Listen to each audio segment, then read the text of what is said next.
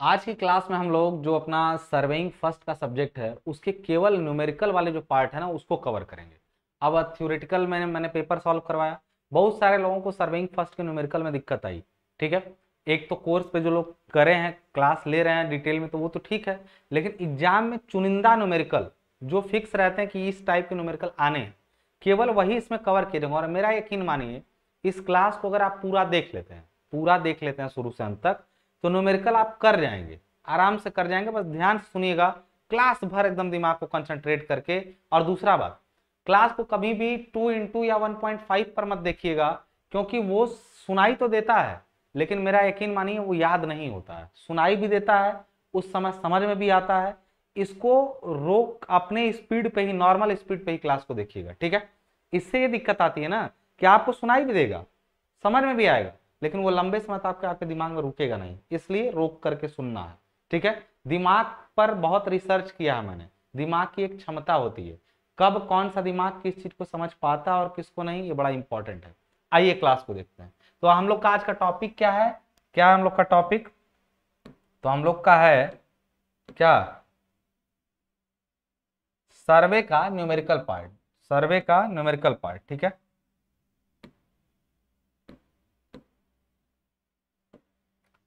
सर्वे numerical, केवल numerical cover करेंगे इसमें। सब लोग बने रहे और अपने दोस्तों तक फटाफट से इसको शेयर कर दें क्लास को। तो पहला न्यूमेरिकल आपका जो कह रहा है, सबसे पहले हम लोग पार्ट पार्ट से शुरू करेंगे। सबसे पहले चेन का न्यूमेरिकल देखेंगे, उसके बाद कंपास का न्यूमेरिकल देखेंगे, उसके बाद लेवलिंग का न्यूमेरिकल देखेंगे। 3-4 सब्जेक्ट में जो जो टाइप के न्यूमेरिकल बन सकते हैं देख करके कहानी खत्म कर देंगे वहीं पर, और क्लियरिटी भी आ जाएगी, सबका एग्जाम सही चला जाएगा। ठीक है। सबसे पहले बोला 30 मीटर लंबी जरीब से एक रेखा की लंबाई 315 मीटर मापी गई। यहां पर एक चीज का ध्यान रखिएगा, जब भी ऐसा क्वेश्चन दे तो आपसे बोलेगा 30 मीटर लंबी जरीब से, यानी 30 मीटर और 20 मीटर जो होती है ना, उसको हम लोग कहते हैं स्टैंडर्ड लेंथ। उसको क्या बोलते हैं? स्टैंडर्ड लेंथ या फिर मानक लंबाई। इसको क्या बोलते हैं?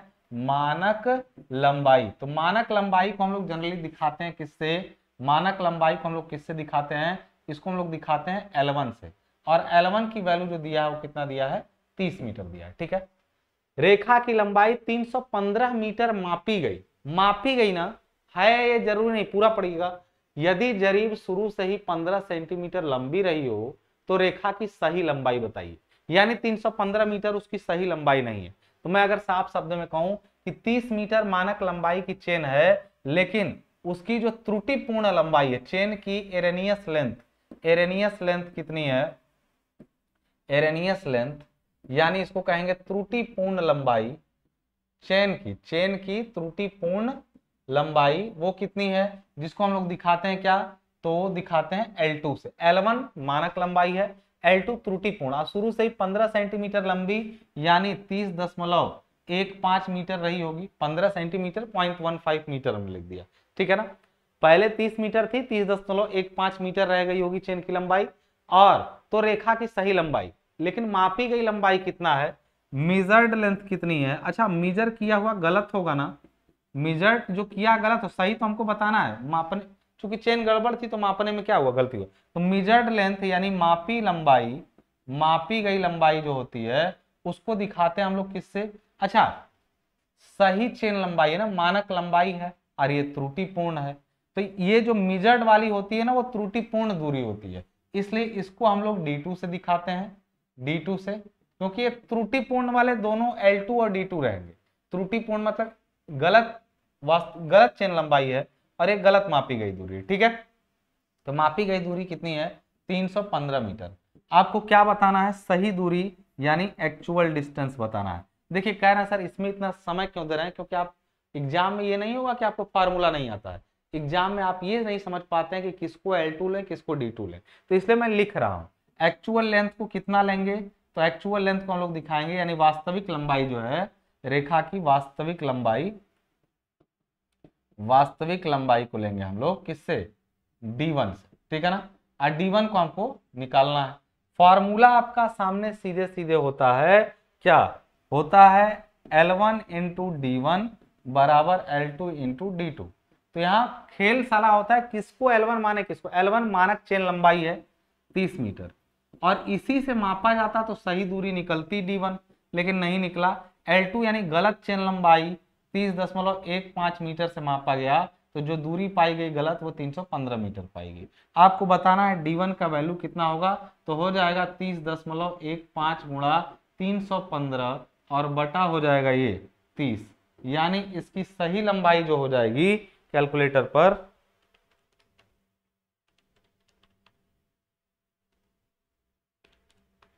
316.575 मीटर।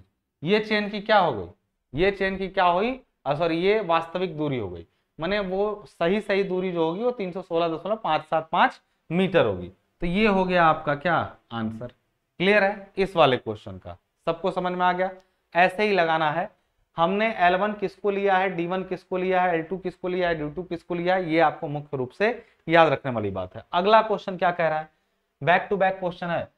30 मीटर जरीब से, यानी सीधी सी बात है, फिर से सॉल्यूशन में हम लोग बात करेंगे। सॉल्यूशन में 30 मीटर जरीब, अब शॉर्ट में लिखें स्टैंडर्ड लेंथ, मानक लंबाई समझ जाएंगे अपना, स्टैंडर्ड लेंथ 30 मीटर से 2000 मीटर दूरी के नापने के पश्चात जरीब की लंबाई 3 सेंटीमीटर बढ़ जाती है। यानी पूरा पढ़ लें, 5000 मीटर की कुल दूरी, यानी शुरू में 2000 मीटर मापा गया तो जरीब की लंबाई 3 सेंटीमीटर बढ़ गई। 5000 मीटर टोटल मापा गया तब इस जरीब की लंबाई 8 सेंटीमीटर बढ़ जाती है। यह मानते हुए कि जरीब की लंबाई शुरू में सही थी, नापी गई कुल दूरी का शुद्ध मान बताइए। यहाँ पे खेल जाए, दो पार्ट में होगा। स्टैंडर्ड लेंथ तो 30 मीटर है, लेकिन एक चीज बात बताइए, अगर हम लोग बात करें शुरू से ही 15 सेंटीमीटर या 3 सेंटीमीटर, जैसे पहले वाले क्वेश्चन में शुरू से ही चेन लंबी थी, नहीं, इसमें शुरू में सही लंबाई की थी, बाद में जाते जाते 2000 मीटर जब मापा गया तब जाते जाते लंबाई 3 सेंटीमीटर बढ़ गई थी। यानी हम लोग बात करें इसका एरेनियस चेन लेंथ, तो हमेशा ध्यान रखिएगा इसका स्टैंडर्ड लेंथ इतना है अगर चेन का, तो हम लोग अब यहाँ पे कैलकुलेट करते हैं दो पार्ट में। पहले 2000 मीटर के लिए, हिंदी में लगा रहा हूं, पहले 2000 मीटर के लिए, यानी फॉर फर्स्ट 2000 मीटर, आप लोग इंग्लिश में भी लगा सकते हैं जैसा आपका मन हो। पहले 2000 मीटर के लिए कितना हो जाएगा, तो कहेंगे पहले 2000 मीटर में ऐसा हुआ, शुरुआती 2000 में, कि चेन लंबाई 30 से बढ़ करके 30.03 हो गई। क्यों 3 सेंटीमीटर बढ़ गई, 30 सेंटीमीटर रहता तो 30.3 लिखते, 3 सेंटीमीटर को 30.03 लिखेंगे, इतना तो आता है ना ये चीज। तो 30 से इतनी हो गई, शुरू से रही होती तो ठीक था, यही L2 हो जाता इतने पार्ट के लिए। लेकिन हम लोग बात क्या करेंगे कि शुरू में, यानी हम लोग पहले 2000 मीटर के लिए औसत, यानी हम लोग लिखेंगे त्रुटिपूर्ण लंबाई, त्रुटिपूर्ण लंबाई, शुरुआती में त्रुटिपूर्ण लंबाई कितनी हो जाएगी, तो शुरू में भैया 30 थी, बाद में 30.03 हो गई, तो उसका ले लीजिए औसत। शुरू में चेन सही थी, पूरा 2000 खत्म करने के बाद 30.03, तो उसका औसत यानी हो जाएगा 30.015 मीटर। ये किसके लिए है, ये है कब के लिए, शुरुआती 2000 मीटर के लिए। और इसी से मापा गया जो, अच्छा ये क्या होगा, त्रुटिपूर्ण लंबाई को हम लोग किससे दिखाते हैं, L2 से। L1 तो फिक्स है, L1 तो स्टैंडर्ड लेंथ है, वो फिक्स है, वो तो देखो किसी चेन की मानक लंबाई नहीं बदलती है, वो जिस चेन जो साइज की रहती है वो वही रहता है। घटने बढ़ने वाली लंबाई को क्या करते हैं हम लोग, ऐसे लिखते हैं, ठीक है। अच्छा इसको हम लोग करें शुरू के त्रुटिपूर्ण लंबाई इतनी, L2, L1 फिक्स है, D1 कितना है, D1 नहीं पता, कुल दूरी बतानी है, तो पहले 2000 वाले को ठीक करो कि वो 2000 वाला एक्चुअली कितना है, फिर बकाया 3000, मतलब टोटल 5000 है तो बकाया 3000 वाला निकाल लेंगे। तो ये कितना हो जाएगा, यहाँ पे हो जाएगा आपका D2 का वैल्यू, जो मापी गई दूरी है, मेजर्ड वैल्यू, यानी हम लोग यहाँ पर लिख देंगे क्या, मापी गई दूरी 2000, और वास्तविक दूरी को हम लोग मान लें क्या, D1, वास्तविक दूरी बराबर क्या हो जाएगा, D1।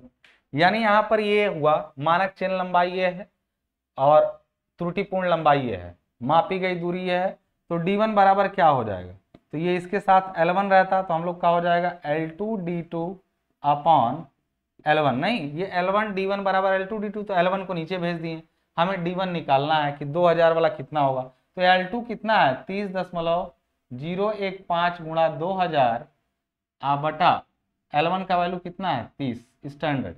यानी जो 2000 वाला था वो वास्तव में कितना होगा 30.015 गुणा 2000 होल डिवाइडेड बाई 30, यानी 2000 वाला असल में 2001 मीटर होगा। ठीक है ना, 2000 वाला 2001 मीटर होगा, यानी 2000 को संशोधित कर दिए। बाद के हमने यहां पर लिखा क्या, बाद के 3000 मीटर के लिए कितना हो जाएगा, तो उसके लिए L2 कितना हो जाएगा, L2 यानी त्रुटिपूर्ण लंबाई। देखो जब शुरू से नापा गया सही लंबाई की थी, बाद में 3 सेंटीमीटर बढ़ गई, फिर आगे 3000 और मापा गया, तो असल में 3 सेंटीमीटर तो बढ़ी थी, आगे जाते जाते 8 सेंटीमीटर बढ़ गई। यानी देखिए 5000 मीटर की कुल दूरी मापने के उपरांत जरीब की लंबाई 8 सेंटीमीटर बढ़ गई। यानी पहले तो 0 से 3 सेंटीमीटर बढ़ी थी, बाद में 30.03 तो थी, 2000 पूरा हुआ था तो 30.03 थी, अब बाद में बढ़ के हो गई 30.08 डिवाइडेड बाई 2। क्यों किए, अंतिम 3000 में 2000 तक में लंबाई इतनी बड़ी थी, फिर और काम किया गया तो 8 सेंटीमीटर बढ़, खींचते खांचते चेन को ऐसे फैलाते हैं झटकते हैं तो हो जाता है ऐसा। तो ये 30.03 और 30.08 का औसत ले लीजिए, 30.03 प्लस 30.08 और जितना आया होल डिवाइडेड बाई 2 कर दिए तो 30.055 आया, 30.055 मीटर। ये आया चेन का त्रुटिपूर्ण लंबाई। त्रुटिपूर्ण लंबाई समझे, उस हिस्से के लिए आगे के 3000 कितना आएगा, L2 का वैल्यू आ गया। अब इसका D2 कितना है, D2 मापी गई वो है 3000 मीटर, हो गया ना। तो यानी अब फिर से लगाएंगे तो D1 कितना हो जाएगा, फिर वही L2 D2 upon L1, L1 वही रहता है स्टैंडर्ड लेंथ, वो तो वही है मानक लंबाई। L2 कितना है 30.055 गुणा D2 3000 डिवाइडेड बाई L1 30, यानी D1 कितना हो जाएगा इस वाले केस में, दोबारा वाले में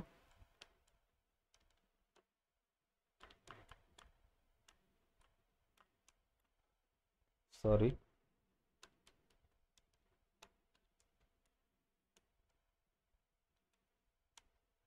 3005.5 कितना आया 3005.5 मीटर।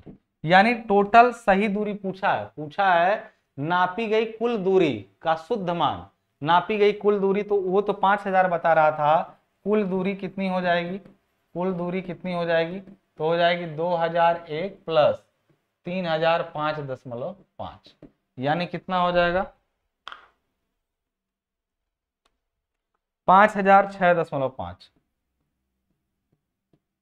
मीटर। ये हुआ इसका क्या, कुल शुद्ध दूरी। बात समझ में आ रही है ना।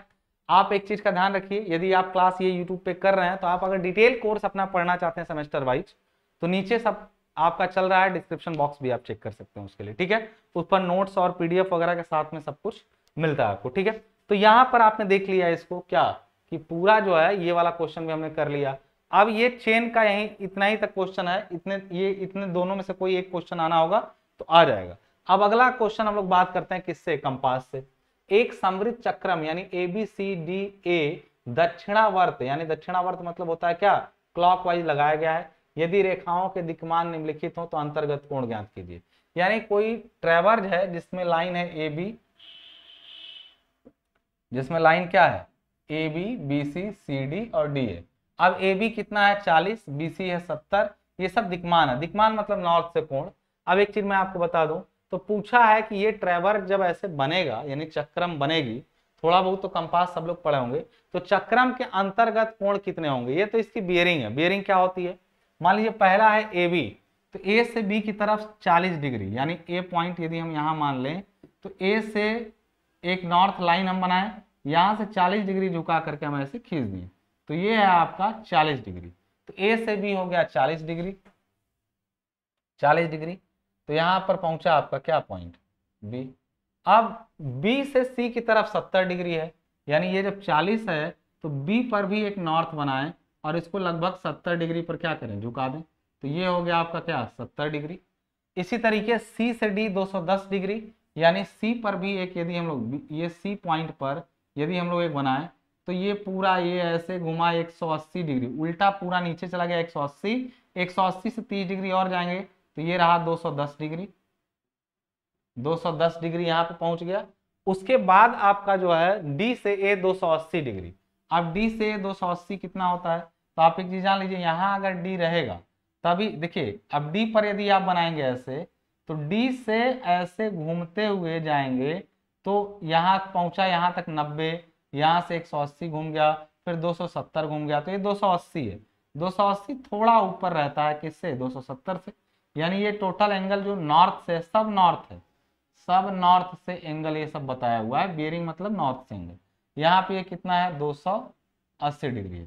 पूछा है कि इनके अंतर्गत कोण ज्ञात कीजिए तथा जांच भी कीजिए। ये क्या बन रहा है, सॉरी ये गलत बना डायग्राम थोड़ा सा,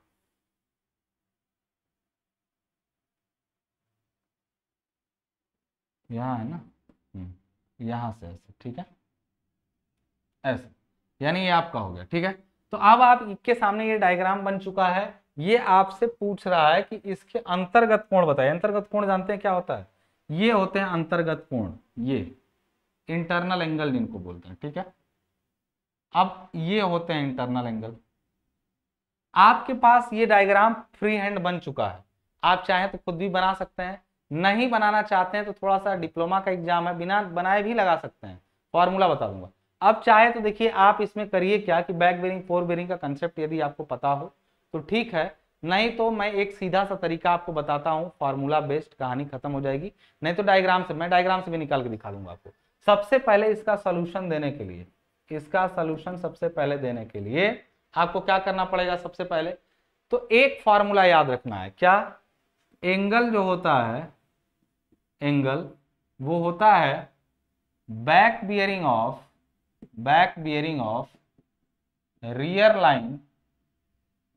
line minus fore bearing of forward line. ये क्या होता है मैं बताऊं, किसी रेखा पर, जैसे एंगल चाहिए ए पर, तो ए पर दो रेखाएं मिलती हैं, कौन सा, ए के पीछे कौन सी रेखा है, डी ए, और ए के आगे कौन सी है, ए बी। तो मैं आपको एक हिंट कर दूं यहां से, ए के जो एंगल ए यदि आपको चाहिए, एंगल ए, ठीक है ना, एंगल ए, तो ए के पीछे रियर मतलब होता है पिछला, और फॉरवर्ड मतलब होता है अगला। तो एक एंगल ए चाहिए तो बैक बेयरिंग चाहिए किसका, रियर लाइन का, यानी डीए का बैक, यानी हम लोग कहेंगे, एक चीज ध्यान रखिएगा, back bearing of DA minus fore bearing of A B. Angle A पर दो रेखाएं मिलती हैं, एक पीछे वाली रेखा, एक आगे वाली रेखा, ठीक है ना। यानी साधारण शब्दों में कहें तो बैक बियरिंग ऑफ डीए यानी back bearing of rear line यहाँ पर डीए है जो पीछे आ रही है, एंगल ए के पीछे से आई है, एंगल ए के आगे ए बी, और back bearing of A B, यानी वैल्यू यदि रखें तो बैक बियरिंग ऑफ डीए का फोर बियरिंग 280 है, यानी बैक बियरिंग कितना हो जाएगा, 280। बैक बियरिंग और फोर बियरिंग का अंतर 180 होता है, 180 घटा लीजिए, तो इसका back bearing minus fore bearing of A B का फोर बेरिंग कितना है, 40 डिग्री, यानी 280 में से 180 गया तो 100 माइनस 40, यानी हो जाएगा ये कितना, 60 डिग्री। ये किसका वैल्यू है, एंगल ए का। मैं एक चीज आपको बता दूं, ये फार्मूले से निकालते समय जब कभी इसकी वैल्यू माइनस में आए या 180 से ज्यादा आए तो समझ जाइएगा कि आप बाहरी कोण निकाल दिए। जैसे अंतर्गत कोण ये है, आप बाहरी कोई भी रेखा ऐसे मिलती है ना तो एक इंटरनल एंगल बनता है, एक एक्सटर्नल जनरली, मैं जनरली बोल रहा हूं, हम वास्तविक हमेशा नहीं, कभी कभी ऐसा भी होता है कि इंटरनल एंगल भी 180 से ज्यादा हो जाता है। मतलब ये जान लीजिए कि किसी ट्रेवर्ज में कई बार इस टाइप से बाहरी एंगल निकल के आ जाता है सॉल्व करने पे, तो आप जानते हैं कि बाहरी एंगल जितना होगा टोटल 360 में से बाहरी एंगल घटाएंगे तो आंतरिक एंगल आ जाएगा, ये चीज का ध्यान रखिएगा, ठीक है। तो चलिए अभी तो 60 डिग्री आया, अब मैं यहां भी दिखा देता हूं आपको कैसे। देखिए डी से ए की तरफ ये गया है कितना, डी से ए की तरफ कितना गया है, ऐसे 280 पर ये घुमा है, ऐसे 280 डिग्री आगे गया है। चलिए 280 पर आगे गया है तो इसको पीछे भेजेंगे तो कितने पे जाएगा, यानी डी से ए 280 है तो ए से डी कितने पर जाएगा, यानी डीए का बैक कितना होगा। कोई रेखा जिधर से आ रही हो उधर ही वापस भेजने को कहते हैं बैक बेरिंग। डी से 280 है तो ए से डी कितना होगा, ए से डी यहाँ होगा ये होगा कि नहीं बताइए। अब यदि इसी ए के ए से डी से ए इधर, ए से डी इधर, तो ए से डी का एंगल ये होगा। ऐसी बड़े एंगल में से यदि ये 40 घटा दें तो अंदर वाला आ जाएगा। और ये बड़ा एंगल कितना होगा, तो ये है 280, 280 पे आ रहा था, ऐसे जा रहा था, पवेलियन भेज दिया उल्टा, तो 280 में से सीधे 180 माइनस, तो ये बड़ा वाला एंगल कितना हो जाएगा 100, और 100 में से 40 घटाएंगे अंदर वाला कितना आ जाएगा 60 डिग्री। तो आप चाहे तो डायग्राम से भी समझ के निकाल सकते हैं, बट बिल्कुल भी जरूरी नहीं है ऐसा बार बार करना, ठीक है। तो हम लोग फटाफट से क्या करेंगे, वहां पे मैंने एक एग्जांपल दिखा, सब ऐसे ही निकल जाएंगे, केवल डायग्राम की मदद से सब निकल जाएंगे। मैंने अभी दिखाया कि एंगल ए इतना आया, अब मैं एंगल बी निकाल दूं जरा कितना आ रहा है। एंगल बी कितना हो जाएगा, तो बी पर कौन कौन आता है। अच्छा, डायग्राम को बार बार देखना है ना, चलिए यहाँ पे एक काम करते हैं, डायग्राम को देखना है। तो बी पर दो रेखाएं हैं, ए बी और B C. A B rear हो गया, बी सी फॉरवर्ड हो गया। तो ए बी का रियर मतलब मैं यहाँ पे एंगल ए निकाल चुका हूं, अब एंगल बी यदि यहीं साइड में निकाल रहा हूं, एंगल बी निकालूं अगर मैं, तो बैक बियरिंग ऑफ रियर यानी ए बी का बैक यानी 40 का बैक लेंगे, तो 40 में से घटा तो सकते नहीं 180 बैक बियरिंग के लिए, तो जोड़ेंगे क्योंकि अंतर 180 होता है, तो जो ज्यादा उसमें हटा लेते हैं, जैसे यहाँ 280 था तो हटा लिए, वहां तो 40 बहुत कम है तो वहां जोड़ना पड़ता है, ठीक है ना। अब ये सब डिटेल क्लास में नहीं, यहाँ पे खाली न्यूमेरिकल। तो back bearing of A B minus 4 bearing of B C, ये 70 डिग्री हो गया, यानी 40 और 180, 220 में से 70 घटाए 150 डिग्री, यानी ये वाला एंगल आया 150 डिग्री। एंगल सी कितना हो जाएगा, एंगल सी पर बीसी है और सीडी है, तो बीसी कितना है, ये बीसी, बी से सी ये रियर है, बीसी है 70, तो 70 वाले का तो बैक लेना है ना, रियर वाले का 180 डिग्री, माइनस फॉरवर्ड किसका है सीडी, तो ये है कितना आपका 210 डिग्री। 170 और 180 और 70 जोड़ेंगे तो 250 में से 210 गिराएंगे तो ये हो जाएगा 40 डिग्री, यानी ये एंगल कितना है आपका 40। देखिए ये 60 हुआ, 150 हुआ, ये 40 हुआ। अब इसी तरीके से यदि हम लोग बात करें किसका, एंगल डी का, एंगल डी भी लगे हाथ निकाल दें, एंगल डी, तो एंगल डी पर क्या होगा, डी पर आ रहा है सीडी और जा रहा है डीए, तो सीडी का बैक यानी 210 का बैक लिए, तो 210 में से 180 घटा सकते हैं तभी आएगा बैक, माइनस इसका 4 डीए का कितना है 280 डिग्री। भाई देख रहे हैं 30 में से 280 घटाएंगे तो माइनस में आएगा 250 डिग्री, जानते हैं ये बाहरी कोण है, माइनस में 250 बाहरी कोण है, तो अंतर्गत कोण कितना आएगा 360 में से 250 घटाएंगे तो एंगल डी आ जाएगा 110 डिग्री। कहेंगे सर आप जो निकाले हैं वो हम सही है कैसे मान लें, हम इस पर चेक अप्लाई कर सकते हैं सभी कोणों पर। चेक कैसे अप्लाई करेंगे, तो चेक अप्लाई करने के लिए हमने लिखा यहाँ पे अप्लाइंग चेक।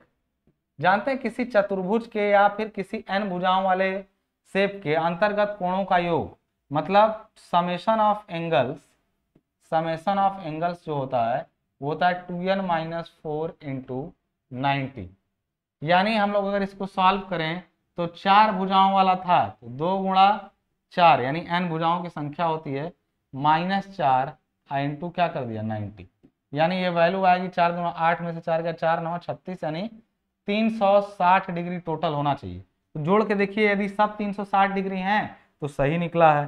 कैसे निकालें चेक, तो चेक में हमने देखा कि कितना आया पहला 40 degree plus 60 degree plus 150 degree plus 110 degree, सबको जोड़ दीजिए 100, देखिए 40 60 ये 100 हो गया, 100 में हाई 110 है 150 है, 160 और 100 260 और 100 360 डिग्री आ रहा है, यानी क्या है सही है। चेक करके आप जांच भी कर सकते हैं कि हमारा क्वेश्चन सही है। तो ये क्या हुआ आपका कंपास में इंटरनल एंगल निकालने का क्वेश्चन आप पूरी तरह से क्या कर लिए सॉल्व कर लिए। एक न्यूमेरिकल कंपास से ये आ सकता है, कंपास से ही दूसरा न्यूमेरिकल बन सकता है लोकल अट्रैक्शन का। लोकल अट्रैक्शन क्या होता है देखिए आपके सामने क्वेश्चन है, एक चक्रम A B C D E ए के निम्न दिक्मान लिए गए स्थानीय आकर्षण के लिए जहां आवश्यक हो इन्हें संशोधित कीजिए। आपको मैं एक चीज बता दूं, यहाँ पे आपके पास एक रेखा यहाँ पर दी गई है, ऐसे 4 रेखाएं हैं, ट्रेवर्स में 4 रेखाएं हैं, A B B C C D D और 5 हैं एक्चुअली, ठीक है ना। मान लीजिए आप जानते हैं कि कोई रेखा जब ऐसे जाती है, ठीक है ना, अगर उसका नाम ए बी है, ठीक है, समझा भी रहा हूं, केवल लगवा नहीं रहा हूं, समझा भी रहा हूं, तो आराम से अगर समझ में आया हो पिछला 2 न्यूमेरिकल तो फटाक से वीडियो को अपने दोस्तों को अपने व्हाट्सएप स्टेटस पे लगा लीजिए, या इसमें इतना लिख दीजिए कि हाँ न्यूमेरिकल के लिए वीडियो देखें, मस्त रहेगा, मेरी भी मदद हो जाएगी। ए से यदि हम लोग बात करें तो ए से बी की तरफ कोई कोण यदि थीटा मापा गया तो जाहिर सी बात है बी से देखिए ए से बी की तरफ यदि हम लोग सीधे जाते हैं ना तो ये एंगल भी क्या होता, थीटा ही होता, क्योंकि ये पैरेलल होती है लाइन। तो अगर हम बी से ए अगर पूरा घूम जाते उल्टा तो जानते हैं ये थीटा, और थीटा के बाद 180 डिग्री बैक, किसी चीज को ठीक पीछे घूमना, तो ये वाला एंगल होता थीटा प्लस 180 डिग्री। अगर ऐसे देखा जाए तो अगर यही लाइन ए यहाँ होता ऐसे और ए से बी यहाँ होता, तो ए से यदि हम देखते बी की तरफ तो ये एंगल कितना होता, थीटा। ए से बी की तरफ देख रहे थे तो थीटा था, लेकिन यदि बी से ए की तरफ देखेंगे अब तो देखो ये थीटा था और फिर वापस 180 डिग्री घुमा तो ये एंगल कम हो गया, यानी यहाँ पर ही होगा थीटा माइनस 180 डिग्री। कहने का अर्थ ये है दोस्त कि किसी भी रेखा के फोर बियरिंग और बैक बियरिंग का अंतर 180 डिग्री होता है, यानी किसी रेखा को आगे की तरफ देखने पर और उसको पीछे की तरफ देखने पर उसका अंतर 180 डिग्री होता है। अब कई बार ऐसा हो जाता है कि मान लीजिए हम ए से ऐसे देख रहे हैं, यहां से हमने नापा थीटा, ठीक है, यहां गए तो यहाँ जो अच्छा ये निडिल दिखा रही है, ये नॉर्थ किसको दिखाता है, ये निडिल होती है, मैग्नेटिक निडिल, उसी से मापते हैं हम लोग इसको। तो एक चीज जान लीजिए यहाँ पे, यदि कभी ऐसा हुआ कि ये निडिल यहाँ पर अगर पैरेलल बिल्कुल रहेगी तब तो ये बताए, जैसे मान लो ये है 60 डिग्री तो ये बताना चाहिए 240 डिग्री, लेकिन होता क्या है कई बार ये निडिल खिसक जाती है। तो निडिल सपोज करो यहाँ की बजाय यदि यहाँ चली गई ऐसे तो ये कम बताएगा पहले से, थोड़ा निडिल की खिसकने की वजह से, तो फिर हो सकता है ये 238 डिग्री बताए। कहने का अर्थ है कि अब इनका अंतर 180 नहीं बता रहा है। रीजन क्या हुआ कि ये निडिल खिसक गई। निडिल क्यों खिसकी, यदि चुंबकीय सुई के अगल बगल कोई चुंबकीय पदार्थ जैसे लोहा वगैरह पाया जाएगा तो ये निडिल क्या हो जाएगी, खिसक जाएगी। साफ शब्दों में कहें तो कोई स्थानीय आकर्षण यानी कोई अन्य मैग्नेटिक फील्ड सुई को डिस्टर्ब करेगा तो इनके और इनके बीच का अंतर ठीक 180 डिग्री नहीं रह जाएगा, ठीक है। तो उस स्थिति में हम लोगों को देख रहे हैं ए बी रेखा का 80 और 260 है, तो ये तो देखो घटाओगे तो 180 बन रहा है। इसका मतलब ए पर भी निडिल सही थी, बी पर भी निडिल सही थी, तभी ए से बी देखने पर 80 आया, बी से ए देखने पर 260 आया, ये सही था दोनों। लेकिन कई रेखाएं जैसे बीसी है इसका 90 है और 269 है, कायदे में देखा जाए तो 270 होना चाहिए था, नहीं है। CD 120 और 301 है, मतलब बाकियों का अंतर ठीक ठीक नहीं मिल पा रहा है, कितना 180 डिग्री का डिफरेंस।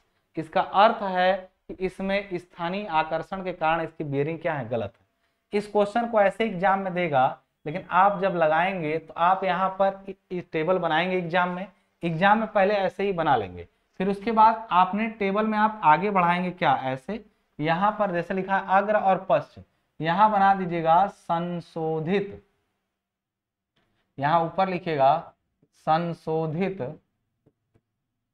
दिक्मान, यानी सही किए गए दिक्मान यहां से निकाले जाएंगे। क्या है ये मैं दिखाता हूं अभी, ये संशोधित है मतलब सही किए गए, यहाँ हो गया फोर बियरिंग और यहाँ हो गया बैक बियरिंग, ये सही नहीं है।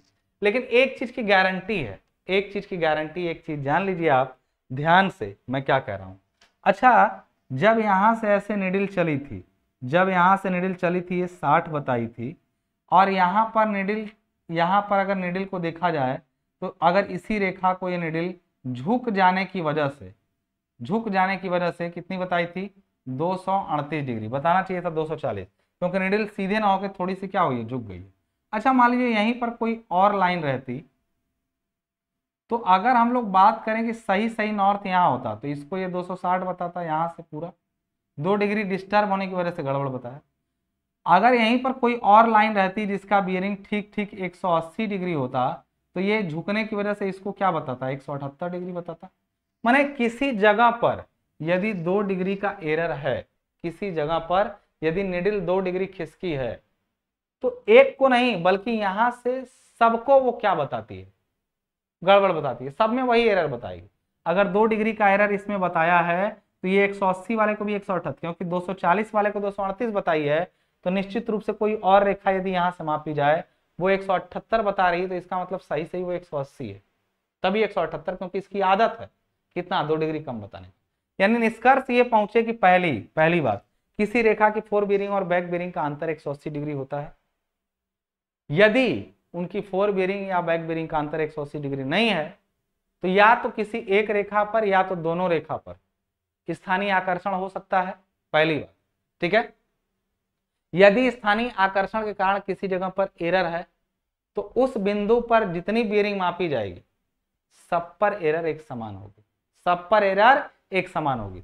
अब एक चीज और यहां पे समझ जाएं कि आप अच्छे से समझ जाएं इस चीज को कि किसी रेखा का अगर कोई ट्रेवर्ज है तो एक चीज जान लीजिए, ए बी सी, इसी तरह डी ई भी जाएगा, ए से बी की तरफ क्या मापा जाएगा, ए बी रेखा की फोर बेरिंग मापी जाएगी। अच्छा, बी से सी की तरफ बी सी रेखा की फोर बेरिंग मापी जाएगी। बी बिंदु से क्या केवल बीसी मापा जाएगा, अगर बी बिंदु पर खड़े हो तो हम मापेंगे बीसी का फोर बेरिंग और ए बी का बैक बेरिंग। किसी एक बिंदु पर 2 रेखाएं निकलती हैं ट्रेवर्ज में, एक पीछे वाली जिसका बैक बेरिंग मापते हैं, एक आगे वाली जिसका फोर बेरिंग। और यदि बी पर 2 डिग्री गड़बड़ है तो ये ए बी का बैक भी गलत बताएगा और बीसी का फोर भी गलत बताएगा, इतना जान लीजिए। ये था कंसेप्ट, ये था कंसेप्ट। अब आते हैं न्यूमेरिकल पे। तो हमने सीखा कि ए बी जो रेखा है उसके 80 और 260 दिख रहा है, बाकियों का किसी का नहीं दिख रहा है। यानी 80 और 260 बिल्कुल सही रीडिंग है। सही इसलिए है क्योंकि इनके बीच की बियरिंग बिल्कुल 180 डिग्री मैच करी, तो यानी ए भी फ्री है, A and B are free from local attraction. यहां पर एक कॉलम आप बनाएंगे जिसको हम लोग बोलते हैं, यहां पर एक कॉलम आप बनाएंगे जिसको हम लोग बोलते हैं क्या, रिमार्क। रिमार्क मतलब टिप्पणी, कोई चीज बताना। तो आपने देखा कि यहां पर A and B local attraction से मुक्त है। मैं हिंदी में लगा रहा हूं, अगर इंग्लिश में लिख रहे हैं तो आप लिख सकते हैं A and B are free from local attraction. ठीक है ना, यानी इनसे मापी गई सारी रीडिंग सही होंगी।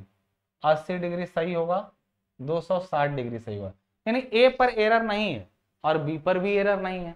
अर्थात साफ सुथरे शब्दों में कहें तो ए पर 80 डिग्री भी सही है और बी पर 260 डिग्री। ए से कोई और रीडिंग मापी जाएगी तो वो भी सही होगी, ए से कोई और रीडिंग मापी जाएगी तो वो भी सही होगी। यानी एक चीज जान लीजिएगा, कोई लाइन अगर ए बी है तो मैंने बताया ना, और ये बी सी है, तो ए से बी की तरफ, जानते हैं लाइन का नाम यदि ए बी है ना, तो ए पर खड़े होकर के जो रीडिंग मापी जाएगी वो इसकी फोर बियरिंग होगी। अब बी पर खड़े होकर ए की तरफ मापी जाएगी तो बैक बियरिंग होगी। खत्म बात। ये हम लोग कहना चाह रहे हैं कि ए बी जो है, यहाँ पे ध्यान दीजिएगा, किसी भी रेखा का शुरुआती बिंदु से उसका फोर बियरिंग और अंतिम बिंदु से बैक बियरिंग मापा जाता है। यानी ए बी का मतलब हुआ ए से फोर बियरिंग और बी से बैक बियरिंग। तो इसी तरीके से हम लोग देख रहे हैं ये एक रेखा है जिसका बैक बियरिंग, अच्छा ई से ये जो रेखा होगी उसका फोर बियरिंग कहां से मापा जाएगा, ई से ए की तरफ, और बैक बियरिंग ए से ई की तरफ। और चूंकि ए पर कोई दिक्कत नहीं है, देखिए किसी भी बिंदु से 2 रेखाएं निकलती हैं, 2 रेखाएं ट्रेवर्ज में। अब ए बिंदु से ए भी तो निकलेगी, लेकिन अब ये भी तो निकलेगा, ये नहीं बल्कि कह सकते हैं ए का मतलब ए से ई की तरफ। यानी ये चूंकि देखो ए मुक्त है तो ए से बी की तरफ वाला सही होगा, और ए ही मुक्त है तो ए से ई की तरफ वाला भी सही होगा। ए से ई क्या होगा 140 डिग्री, क्योंकि ए का बैक ही सही होगा 140 डिग्री, यानी यहाँ 140 डिग्री भी सही है। और देखो बी यदि सही है, बी, तो बी पर खड़े होकर ए की तरफ देखेंगे तो ए बी की बैक भी सही होगी। आप बी ही पर खड़े होकर बीसी लाइन जो होगी उसकी 4 बेरिंग नापेंगे तो ये 90 डिग्री भी क्या होगा, सही होगा। यानी ये 4 रीडिंग क्या होंगी, बिल्कुल सही होंगी। यदि दो बिंदु यदि सही हैं तो इसका मतलब हुआ कि 4 रीडिंग सही है। समझ में आ रही बात। अब बात करते हैं कि बाकियों को कैसे ठीक किया जाए। यदि किसी रेखा बीसी का बियरिंग 90 है और वो सही है, किसी रेखा की बियरिंग 90 है वो सही है 4 बेरिंग, तो बैक बेरिंग जाहिर सी बात है सही तो 180 जोड़ने पे आएगा। ये 90 में 180 जोड़ेंगे तो ये 270 हो जाएगा और ये बिल्कुल क्या होगा, सही होगा। क्यों? क्योंकि 90 के बाद अगर ये सुरक्षित सही है तो ये भी सही होगा। अच्छा ये सही है, इसका अर्थ समझते हैं।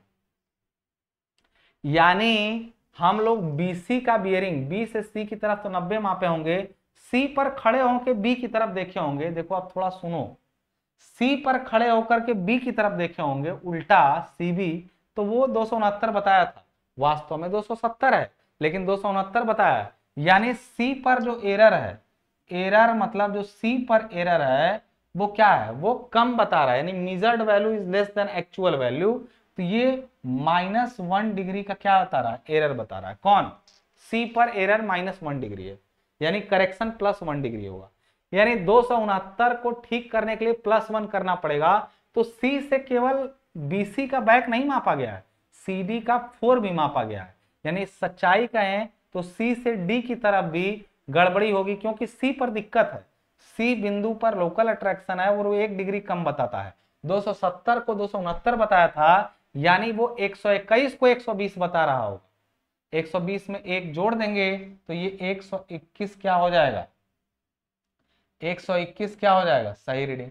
अब जब ये 121 सही है तो 180 उसमें जोड़ दीजिए तो ये 301 डिग्री भी क्या हो जाएगा, सही हो जाएगा। यानी हमने सही कौन कौन सा किया, 121 डिग्री, और हमने यहां पर 269 को क्या कर दिया, 270 डिग्री, और ए 301 का 301 मैच कर गया। इसका मतलब समझ रहे हैं, डी भी लोकल अट्रैक्शन से मुक्त है। ए और बी तो थे ही, डी पर भी सही है, दिक्कत नहीं आ रही 301 डिग्री। यानी यहां साफ शब्दों में कहें यदि डी पर दिक्कत नहीं है तो एक चीज जान लीजिएगा कि डी ई की 4 बेरिंग ये 200 भी क्या होगी, सही होगी। यानी 200 भी क्या होगा, सही होगा। और 200 यदि सही है तो उसमें से 180 घटाएंगे तो इसकी बैक बेरिंग 18 की जगह यहाँ क्या आ जाएगा, 20 डिग्री, यानी ये भी क्या हो जाएगा, सही हो जाएगा। और यदि ये 20 डिग्री सही हुआ है, अच्छा हाई 140 है तो इसमें 180 जोड़ दीजिए, 180 घटा तो सकते नहीं है, तो पीछे इसका बैक बेरिंग पता है तो 4 बेरिंग कैसे आएगा, 180 जोड़ दीजिए। यानी यदि बात करें तो ये हो जाएगा 320 डिग्री, 320 डिग्री। अब मिला लीजिए सबका रीडिंग, सही सही आया होगा। कैसे? सब में अब 180 का अंतर मिलेगा, थोड़ा रोक करके समझेंगे तो ये पूरा कहानी क्लियर हो जाएगा। इसमें केवल 4 रीडिंग गलत थी जिनको मैंने रेड से लिखा है, बाकी की 6 रीडिंग सही थी जिनको मैंने ब्लैक से लिखा है।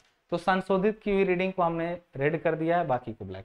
तो ये था किसका, लोकल अट्रैक्शन के क्वेश्चन का। लोकल अट्रैक्शन में बस सिद्धांत क्या याद रखना है, 2-3, 4 बेरिंग और बैक बेरिंग का अंतर 180 होता है। यदि ऐसा नहीं है तो दोनों या फिर किसी एक पर लोकल अट्रैक्शन है। जैसे डीई पर हमने चेक किया यहाँ पे तो 200 और 18 था, तो दोनों पर लोकल अट्रैक्शन हो सकता है, लेकिन ऐसा बात नहीं है। 200 वाला सही था, केवल आई 18 में गड़बड़ी थी, यानी डी सही था लोकल अट्रैक्शन से, डी पर दिक्कत नहीं थी, केवल ई पर थी, इस वजह से गड़बड़ बता रहा था। यानी यदि ऐसा हो कि 4 बेरिंग और बैक बेरिंग का अंतर 180 ना हो तो एक स्टेशन या दोनों पर गड़बड़ी हो सकती है, और किसी स्टेशन पर जितनी एरर होती है उससे नापे गए हर बिंदु पर वही एरर होगी। ठीक है, तो ये आपका तरीका था लोकल अट्रैक्शन को सॉल्व करने का। ये था गलत तरीके से लिया गया, उसको सुधारा गया लोकल अट्रैक्शन को ऐसे। ठीक है, अब एक क्वेश्चन बस बचता है किसका, लेबलिंग का। देखिए यहां पर लेबलिंग किया गया है, क्वेश्चन को ध्यान से पढ़िए क्या कहा गया, अब हम इसको लगाते हैं। ठीक है, अब इसमें क्वेश्चन में क्या दिया गया पहले उसको ध्यान से पढ़िए, फिर बताते हैं लगाना कैसे एग्जाम में फटाक से। एक डंपी लेवल द्वारा निम्न क्रमागत पाठ्यांक, मतलब एक के बाद ये सारी रीडिंग नोट की गई है, रीडिंग दे दिया गया। लेवल की स्थिति चौथे, यानी 1 2 3 4 चौथे, छठवें तथा 9वें पाठ्यांक के बाद बदली गई है। ठीक है, प्रथम स्टेशन का समानित तल, पहला कोई स्टेशन जहां पे पहली रीडिंग ली गई है उसका ऊंचाई 30.5 मीटर है। लेवल पंजी का पृष्ठ बनाकर उक्त सभी पाठ्यांकों को सारणीबद्ध कीजिए। समांतरण विधि यानी कॉलिमेशन मेथड का प्रयोग करते हुए स्टेशनों का समानित तल यानी आरएल ज्ञात कीजिए। जिनको कुछ नहीं पता है क्वेश्चन के बारे में उनको मैं हल्का सा हिंट दे दूं, ये कंसेप्ट के लिए होगा, न्यूमेरिकल तुरंत अगले पेज पे, ठीक है। कंसेप्ट क्या है? कंसेप्ट यह है, समांतरण विधि का मतलब होता है, देखो यदि हमको किसी एक जगह की ऊंचाई पता हो, सपोज करो ये ऊंचाई है 100 और हमको किसी एक दूसरे जगह की ऊंचाई पता करनी है, इस जगह की ऊंचाई कितनी है, तो 100 से कुछ ऊंचा है, इसके लिए हमारे पास व्यवस्था होती है लेवल की। लेवल उपकरण 3 टांगों पर रखा हुआ, एक डंपी लेवल भी हो सकता है, ऑटो लेवल, बहुत कुछ रखा होता है। इसके लिए हम लोग यहाँ पे रखे, हमने यहाँ पर स्टाफ रखा, स्टाफ पर रीडिंग कुछ ऐसे लिखी रहती है, 0 सबसे नीचे 0, यहाँ पे 1 2 3, यहाँ पे 4, तो मान लो ये वाला रीडिंग 3.5 है, ठीक है ना। ध्यान समझो, जो समझा रहा हूँ ध्यान समझो। इसकी ऊंचाई निकालनी है। जानते हो किसी बिंदु की ऊंचाई उसका आरएल कहलाती है। आरएल माने उसका रिड्यूस लेवल किसी चीज का हाइट होता है। अब अगर तुम इस पर रीडिंग लेते हो, चूंकि हम अगर इसकी रीडिंग निकालना चाहते हैं तो हमको इस पर रीडिंग लेना कंपलसरी।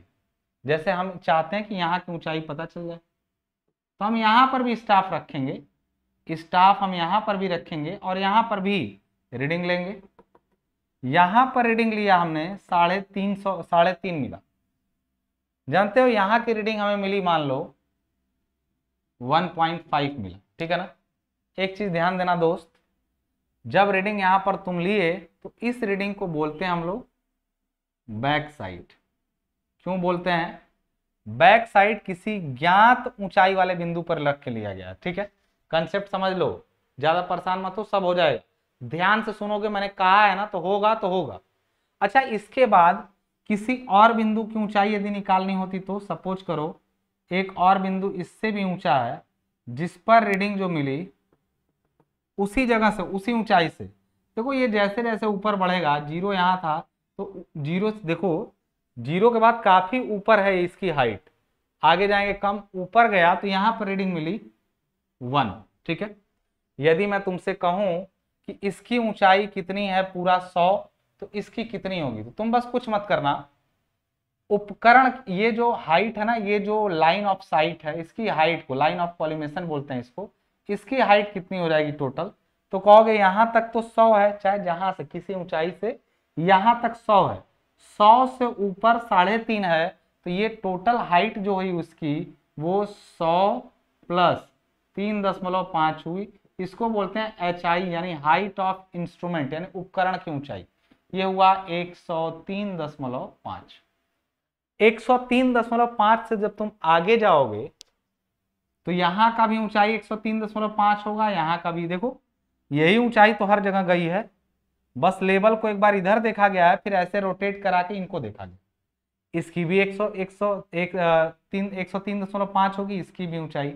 अब 103.5 से नीचे चले जाओ यहाँ तक, तो ये कितना है, 1.5 मीटर ही तो ऊपर गए हो, तो 1.5 मीटर, यानी यहाँ का जो आरएल होगा वो होगा 103.5 माइनस 1.5 यानी 1.5, तो आ गया 102 मीटर।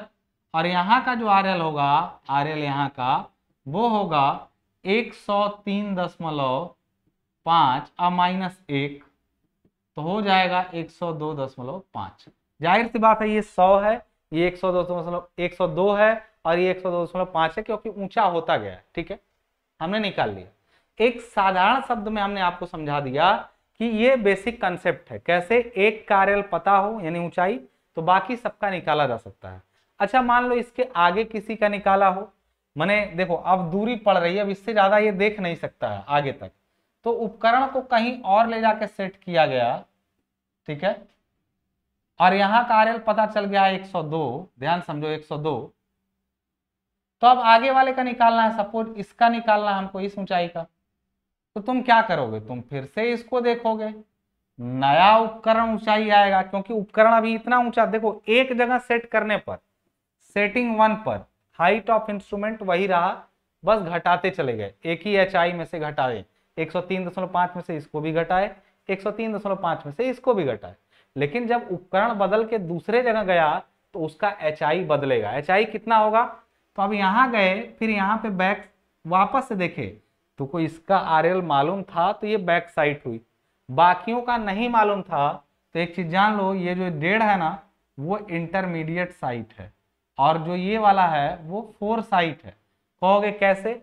मैं कहूंगा ये साइट इंटरमीडिएट साइट इसलिए है क्योंकि इसके बाद उपकरण को एक जगह रखा जाता है ना, तो पहली रीडिंग जो ली जाती है वो बैक साइट होती है, पहली रीडिंग, दूसरी तीसरी दूसरी ही इंटरमीडिएट साइट, और अगली 4 साइट हो सकती है जिसके बाद रीडिंग बदली जाती है। मतलब हमने जब लिया रीडिंग 3.5, फिर हमने लिया 1.5, फिर हमने लिया 1, 1 लेने के बाद उपकरण को बदला गया, तो ये 1 जो है वो 4 साइट है, यहाँ चौथे के बाद बदला गया है तो चौथा 4 साइट है, और 1 लेने के बाद जैसे ही तुम उपकरण को बदले यहां रखे, तुमने फिर से उसी पर एक रीडिंग लिया, इस रीडिंग को फिर से बोलेंगे बैक साइड। क्यों? बैक से 4 तक चला, बैक साइड पहली, फिर इंटरमीडिएट, फिर 4 साइड, हो सकता है इंटरमीडिएट साइट और हो, इंटरमीडिएट साइट और भी हो सकती है, जैसे यहां भी ऊंचाई निकालना रहता तो इसका भी इंटरमीडिएट साइट, ये भी आईएस होता। बीएस, आईएस, आईएस, आईएस कितने भी हो सकते हैं, चाहे एक, चाहे नहीं भी हो सकता है, लेकिन बैक साइट और 4 साइट जरूर होंगे। 4 साइड जो होगा वो अंतिम रीडिंग होती है, यानी ये यदि बैक है तो ये अंतिम है, अंतिम मतलब अंतिम नहीं, एक सेट में एक उपकरण एक जगह रखा गया, देखो चौथे के बाद उपकरण को बदला गया, तो ये जो 5वीं रीडिंग होगी ना वो बैक साइड होगी। क्यों? क्योंकि जैसे ही तुम बदलोगे तो फिर तुम जाके उसी पर रीडिंग लोगे, बैक साइड पता चल गया, नया एचआई पता चलेगा, फिर नए एचआई में से आईएस और एफएस घटा करके तुम आरएल निकालोगे, एचआई नया वाला आ गया, अब उससे नीचे आओगे। यानी अर्थ यह है कि उपकरण की एक सेटिंग में एक बीएस होता है, एक एफएस होता है, आईएस 0 हो सकते हैं, 1 हो सकते हैं या अनंत हो सकते हैं, उससे मतलब नहीं। ठीक है, समझ गए होगे बात को कि ये क्या मैं कहना चाह रहा हूं। इसी को हम लोग ऐसे समझे हैं, लेकिन ये समझने के लिए है, लेकिन लगाने के लिए लेवल पंजी में जाना पड़ेगा।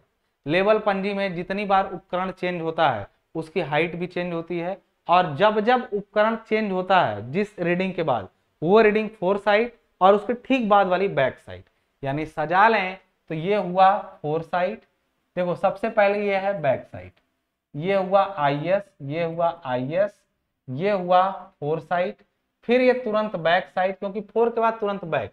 अब चूंकि बैक ये वाला है यहाँ पे चौथे के बाद छठे पर, तो ये बैक साइड हुआ 5वां, छठा फिर 4 साइड क्योंकि बदला गया है इसके बाद भी, फिर ये इंटरमीडिएट साइड, और फिर लास्ट वाला फिर ये इंटरमीडिएट साइड, और फिर लास्ट में क्या हुआ, नहीं चौथे छठे तथा 9वें पाठ्यांक, 1 2 3 4 5 6 7 8 9, 9वें के बाद तो ये एफएस होगी।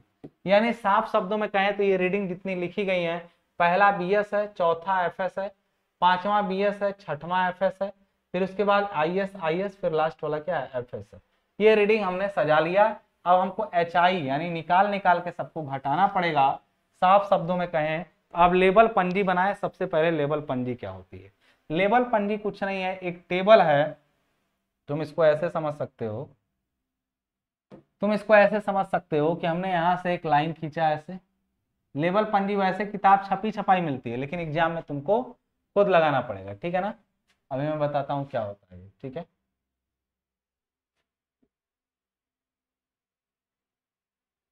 यहाँ पर स्टेशन नंबर हो जाएगा, यहाँ पर तुम्हारा क्या हो जाएगा,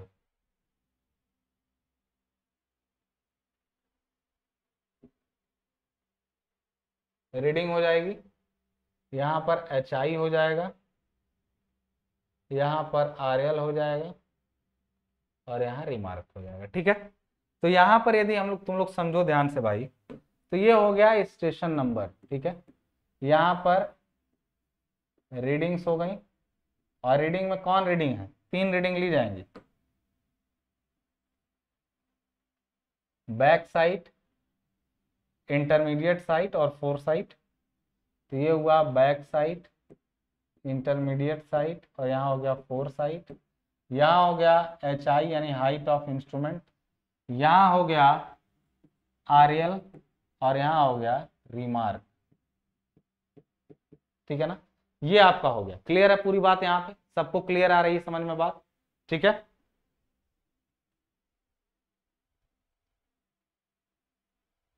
फ्लक्चुएशन हो रहा है कैमरे में।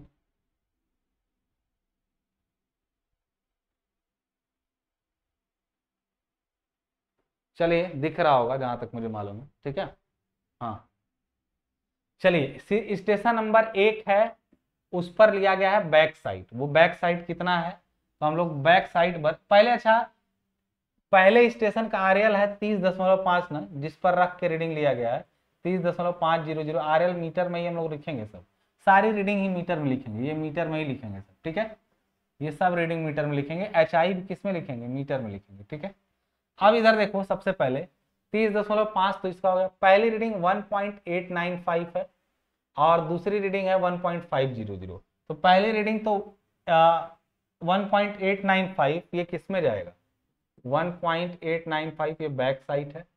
दूसरे स्टेशन पर जहां जहां स्टाफ रखते हैं ना रीडिंग लेने वाला, उसको हम लोग बोलते हैं स्टेशन।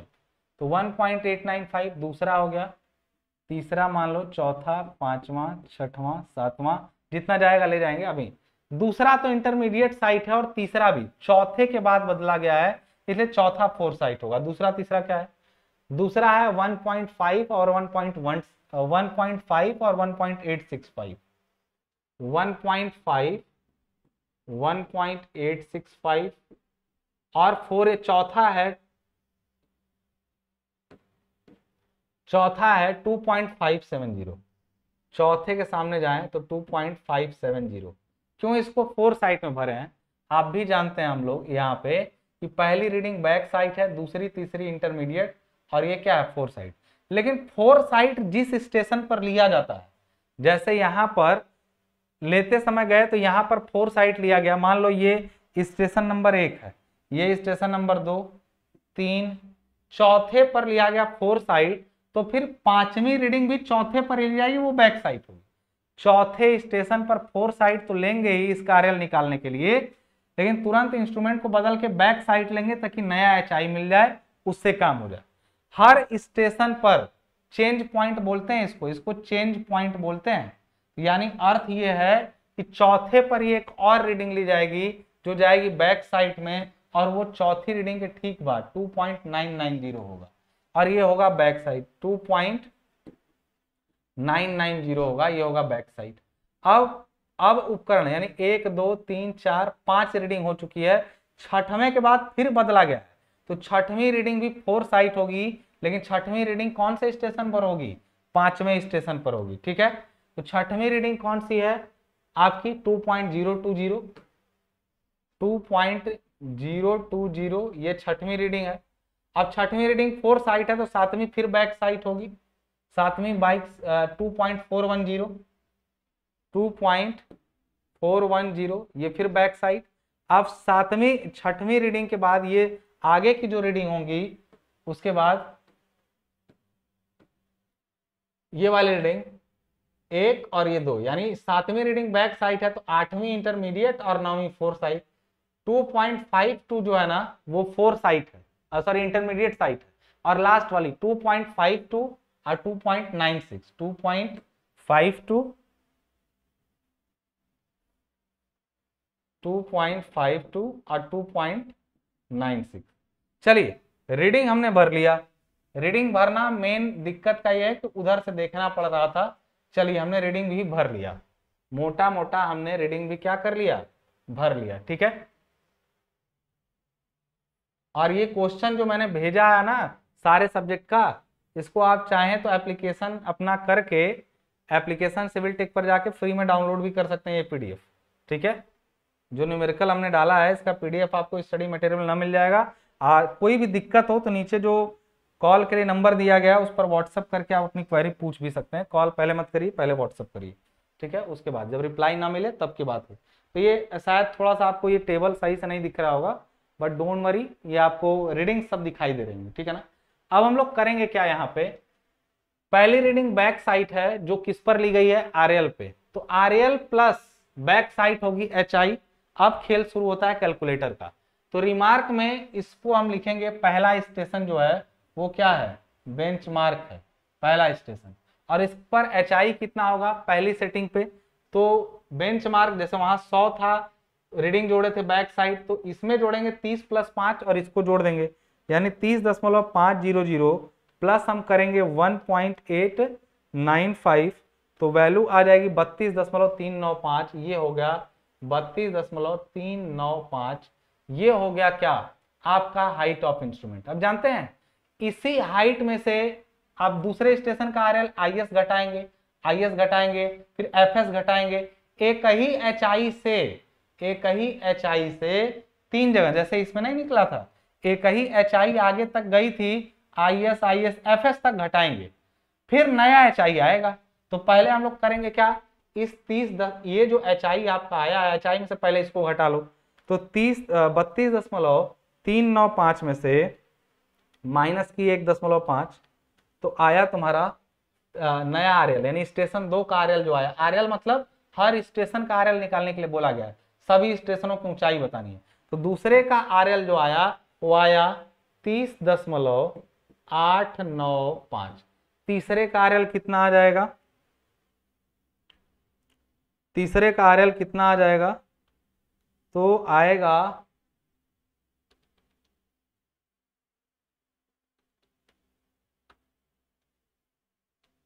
1.865, 30.53 आरएल आया। और लास्ट इसका कितना आएगा, माइनस कर दिया 2.57, 29.825, 29.825, यहां तक का तो निकल आएगा।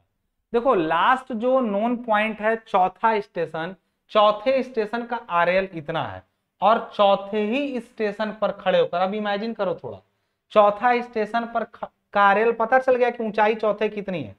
अब गए इंस्ट्रूमेंट को चेक किए तो चौथे पर ही बैक साइड लिए, तो इसका आरएल प्लस बैक साइड जोड़ोगे तो नया एचआई आएगा, तो इसका आरएल प्लस सीधे जाओ चौथे पर ली गई बैक साइड, तो नया एचआई आ जाएगा। यानी तुम करोगे क्या, 29.825 में से प्लस करोगे चौथे पर लिया गया बैक साइड 2.990, तो आ जाएगा 32.815, 32.815। ये नया एचआई होगा। नए एचआई में से फिर आप तुम अगला 4 साइड घटा लो, इंटरमीडिएट साइड तो है नहीं, क्योंकि सीधे 4 साइड घटाओगे तो 32.815 माइनस करोगे तुम क्या, 2.020। एक चीज और जान लो, कैलकुलेशन खुद भी चेक किया करो, तो नया आरएल आया 30.795। कैलकुलेशन खुद भी चेक किया करो, ये चीज जान लो, कैलकुलेशन कई बार हमसे भी गलत हो जाती, कंसेप्ट समझिए। अच्छा, नए एचआई में से, नया एचआई में से 4 साइड घटा दिए, लेकिन फिर तुरंत उसी पर फिर बैक साइड लिया गया है, तो फिर नए आरएल में फिर से हम लोग जोड़ेंगे, तो यहां पर एचआई 2 हुआ, यहां पर अब आएगा एचआई 3, नया इंस्ट्रूमेंट, एचआई 1 यहां पर रहेगा, मान लीजिए एचआई 1 यहां रहेगा।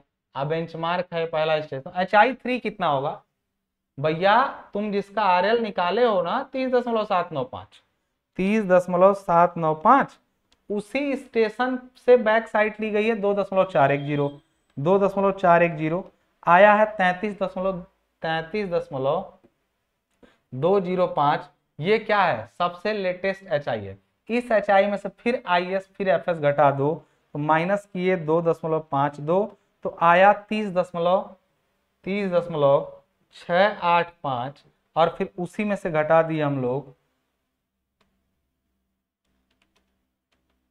2.96, तो आ गया 30.245, 245। ये सब मीटर में। अब एक चीज मैं तुम्हें बता दूं, तुमने सब सॉल्व कर लिया। देखो हो सकता है कि मैं कहीं लिखने में गलती कर देता हूं या कैलकुलेशन में गलती हो जाए, बट ऐसा नहीं यदि हुआ है, ठीक है ना, तो कंसेप्ट सही अगर तुम्हारा है, तुम्हारा आंसर सही, तो उसको चेक करने का एक तरीका भी है। चेक करने का तरीका क्या है ना, सारा बीएस जोड़ दो, सारा बैक साइड जोड़ दो, यानी समेशन ऑफ बैक साइड कितना हो रहा है, तो है सबसे पहले 1.895 प्लस 2.990 प्लस 2.410, सारा BS आ रहा है 7.295, ठीक है। सारा FS जोड़ दो, FS तो 2.570 प्लस 2.020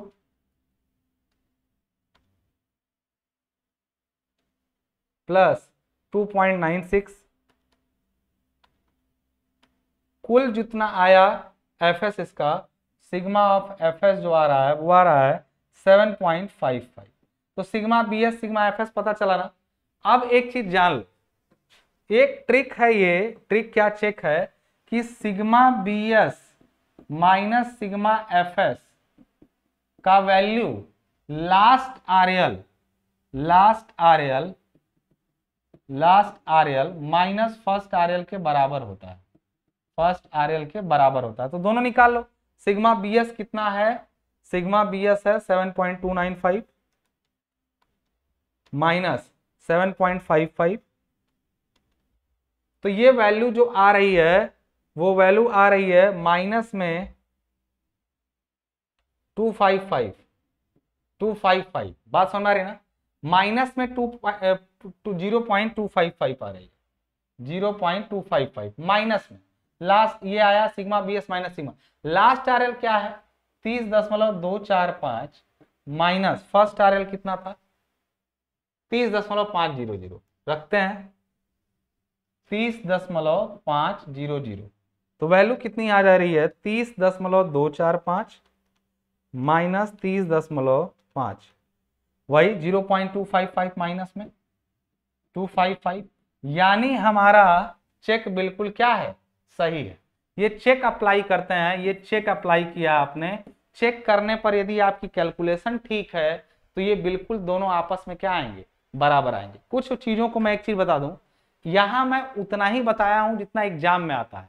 कुछ बच्चे कहेंगे सर विश्लेषण ऐसा हो तो ऐसा हो तो, अभी बहुत कंडीशन है इसमें, फिलहाल एग्जाम पास करो, कंडीशन सोचने का वक्त आएगा तब मैं बताऊंगा पूरा बात, ठीक है ना। पूरी बात समझ में आ जाएगी तुमको।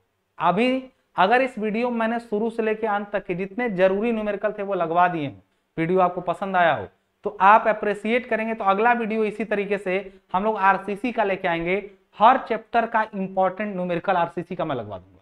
तब जब आप इस वीडियो को पर्याप्त शेयर करेंगे और इसको अपने टाइमलाइन पर रखेंगे, तो जैसे ही आपका और कमेंट डालिए कि सर हमें RCC का चैप्टर वाइज न्यूमेरिकल चाहिए, तब तक ले मुझे दीजिए इजाजत, धन्यवाद।